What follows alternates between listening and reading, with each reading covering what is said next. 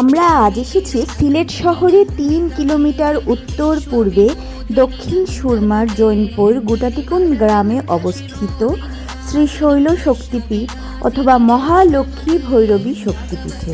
তো চলুন আমরা মাকে শ্রদ্ধা ভরে দর্শন করি এবং প্রণাম নিবেদন করি। আপনারাও আমাদের সাথে থাকুন। জয় মা।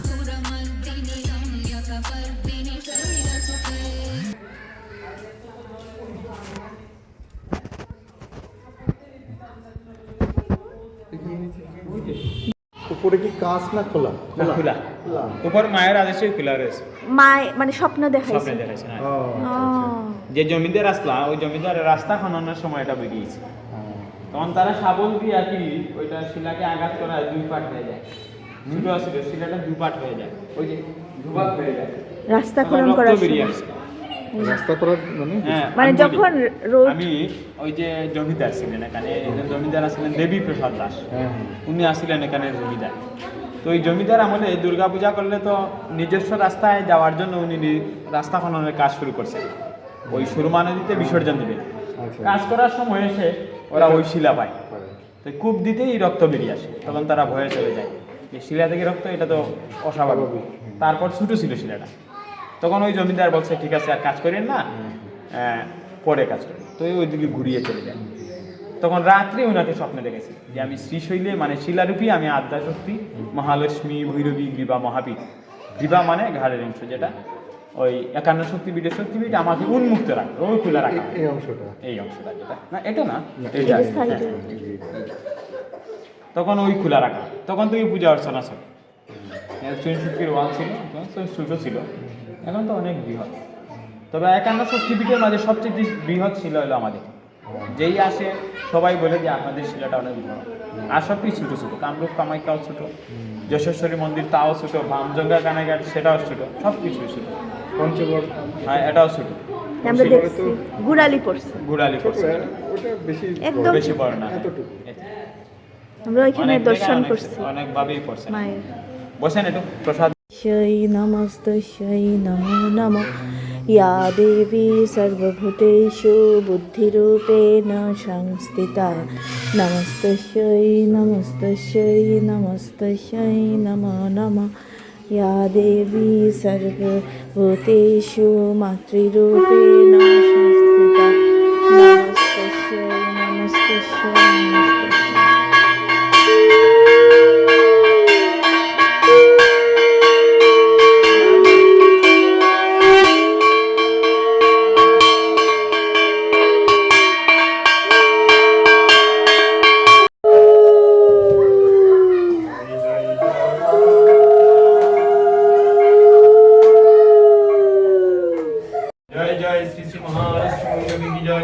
जय जय श्री श्री सर्वानंद भैरव की जय। जय जय कालिदारा महाविद्या महाविद्या सिद्धि विद्याधि सर्वभूतेषु नमस्ते सर्वोम।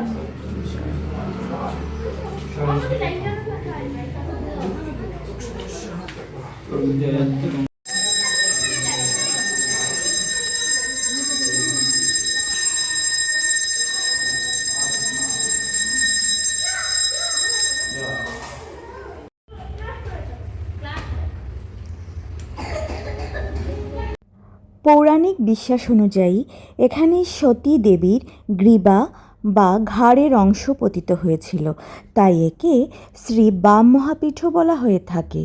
এখানে দেবী মহালক্ষ্মী রূপে এবং পীঠরক্ষী ভৈরব সর্বানন্দ বা সাম্বরানন্দ নামে পূজিত হয়ে থাকেন। আরেকটা মজার ব্যাপার হচ্ছে এই যে সারমেয়টি, আমরা আসার পর থেকে সামহি তার পিছু ছাড়তে চাইছিল না, শুধু আশেপাশে আদর নেওয়ার জন্য ঘোরাঘুরি করছিল। যখন আমরা চলে যাচ্ছিলাম মন্দির প্রাঙ্গণ ছেড়ে, সারমেয়টি সামহি তার জন্য কান্না করছিল। এই দৃশ্যটা আমার খুব খারাপ লেগেছিল, কষ্ট লেগেছিল ওর জন্য। এবার আমরা দর্শন করব শ্রী শ্রী সর্বানন্দ ভৈরব মন্দির।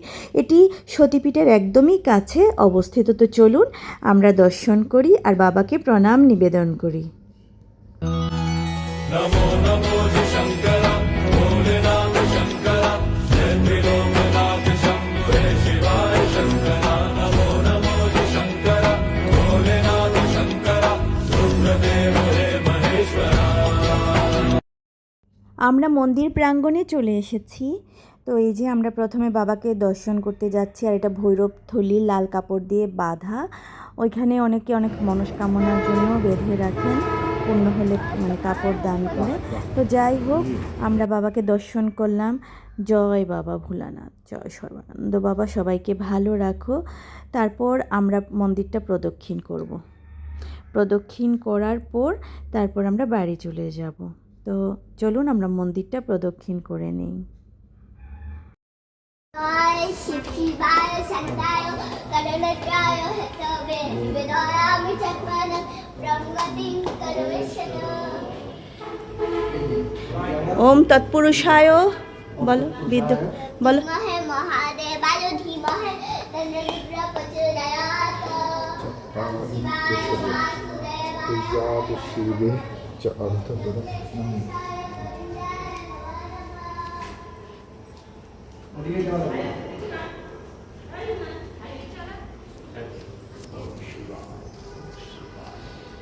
এই যে এটা দুর্গা পূজা মণ্ডপ, এখানে প্রত্যেক বছর পূজা হয়। আমিও পূজাতে এখানে এসেছি কয়েকবার। আর এই যে তুলসী মাতা, তুলসী বেদী, জয় মা তুলসী মহারানী। তো ভালো থাকুন সবাই।